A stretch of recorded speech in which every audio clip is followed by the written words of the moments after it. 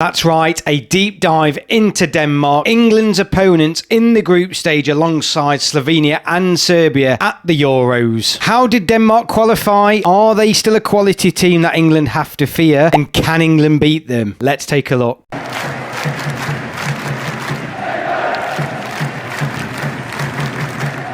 Hello everybody, welcome back to the channel. My name's Gary. Thank you all so much for watching. So today's video, following on from my Slovenia video that is already out, go and check that video out now. I am looking at individually England's opponents in the European group stages. This time it's Denmark's turn. Denmark qualified top of Group H in the European qualification campaign, and they were also in that qualification campaign with another one of England's opponents, which were Slovenia. And England's now future UEFA Nations League opponent team, which were Finland. They were also alongside Kazakhstan, Northern Ireland and San Marino. So I don't think that's a difficult group. But they did not have it all their own way. Out of the 10 games they played, they didn't win them all. In fact, they lost 2 of those matches. They finished on the same points as well as Slovenia and with a lower goal difference, but they topped the group because of their head-to-head against Slovenia. So they drew, I believe, in Slovenia and won 2-1 in the home fixture. But those 2 losses, like I did say, came against Kazakhstan, a 3-2 away loss, and a surprising, although I believe they were already qualified, but a surprising 2-0 loss against Northern Ireland, which is not good, is it? Just while I've got your attention, guys, you will see I am supporting a England Umbro shirt this afternoon. This has been kindly provided by Circa 88. Now, Circa 88 is an absolutely fantastic chap. I work in his same offices, actually. He just so happened to share with me that he's into retro football shirts, so I thought I'd go and pay him a visit. And he's essentially a classic football shirt seller. So if you like your shirts, your jackets, anything like that, get onto his website, check out the things he's doing. Here's just a taste of some of the kits he's got and some of the shirts. I mean, that England 1990-92 jacket there, what a shell suit jacket that is. But as you can see, he's got international club things as well. Not all of it is on his website. In fact, the vast majority of it isn't on his website. So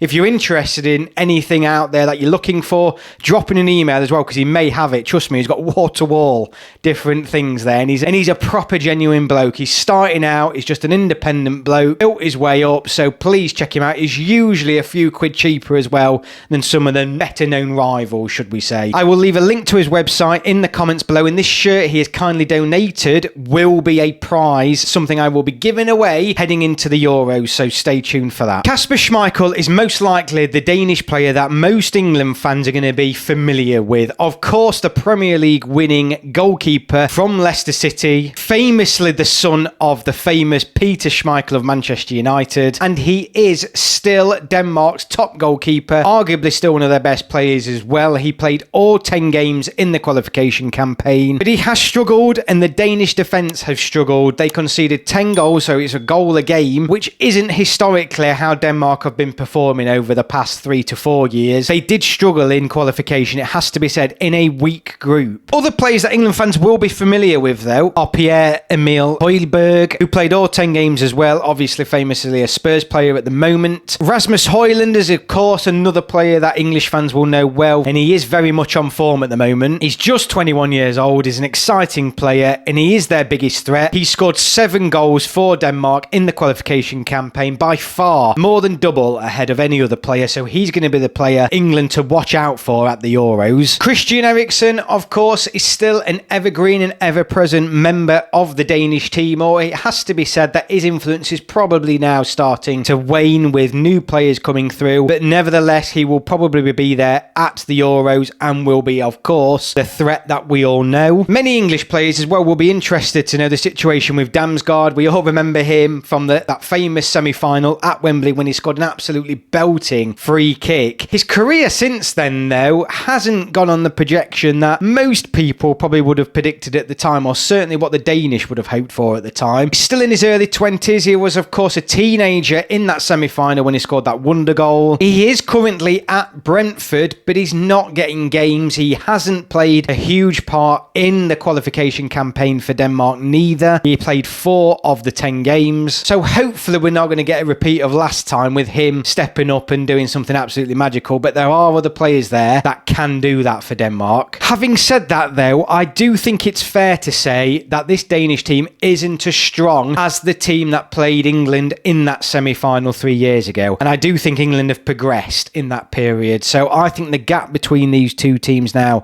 has widened rather than shortened in the previous 3 years. Interestingly though, both Denmark and England still have the same manager from that match 3 years ago. England, of course, still sticking with Gareth Southgate, and Denmark still have Kasper Højlund in the top job. Sorry for my pronunciation there. Most likely going to be the last tournament for both managers, so they've really got a point to prove in their final tournaments, but it'll be an interesting match. England historically though have made hard work of Denmark, really have. We haven't been convincing against them in a long time. In total though, England do have a very good record against Denmark. We've played them 22 times, won 13 of those, drawn 5 and only lost 4 times. The last loss to Denmark did come just 8 months before that semi-final, and I don't know if many people will remember this because it was during the pandemic in a completely silent, crowdless atmosphere that was Wembley at the time, and Christian Eriksen scored a penalty on the night in the UEFA Nations League. Denmark, it has to be said, probably were fortunate on the night to win that game. They didn't create anything, and England did have a player sent off in the first half in the form of Harry Maguire, so England played a big chunk of that match with only 10 men, but they did beat us 1-0 on that occasion. And I think Denmark will need the rub of the green